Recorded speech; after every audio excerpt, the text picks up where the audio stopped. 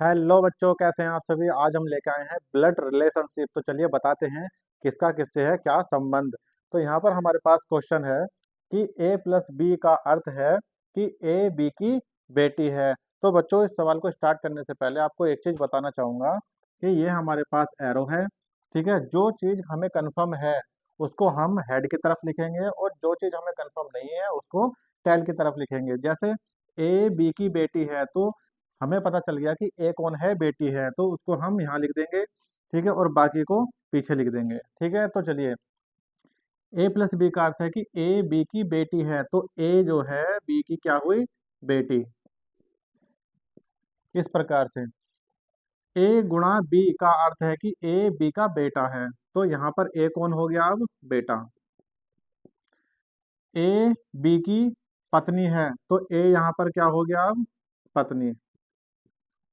ठीक है बच्चों, इस प्रकार से लिख लेंगे। उसके बाद कहा है कि यदि पी पी गुणा क्यू माइनस एस हो तो निम्न में से कौन सा सत्य है। तो इन चारों ऑप्शन में से कौन सा सही होगा बच्चों। तो यहाँ देखिए, पी, ये जो गुणांक है, क्रॉस का जो चिन्ह है कहाँ पर है, यहाँ पर इस वाले पर, दूसरे सेकंड पर। तो ये संबंध क्या बताता है कि बेटा। तो ऐसे ही चलेंगे, तो पी क्या बन गया, बेटा। ठीक है बच्चों, उसके बाद आते हैं माइनस, और माइनस वाला कौन सा है, ये तीसरा। ये क्या बताता है कि आगे वाला जो है ये कौन है, पत्नी। तो इसी प्रकार से हम यहाँ लेकर चलेंगे, तो ये कौन हो गई, क्यों, अब पत्नी हो गई। ठीक है बच्चों, तो पूछ रहा है कि इनमें से कौन सा ऑप्शन सही है। तो देखिए बच्चों, अगर ये पत्नी है एस की, तो ये कौन हुआ, हस्बैंड हुआ।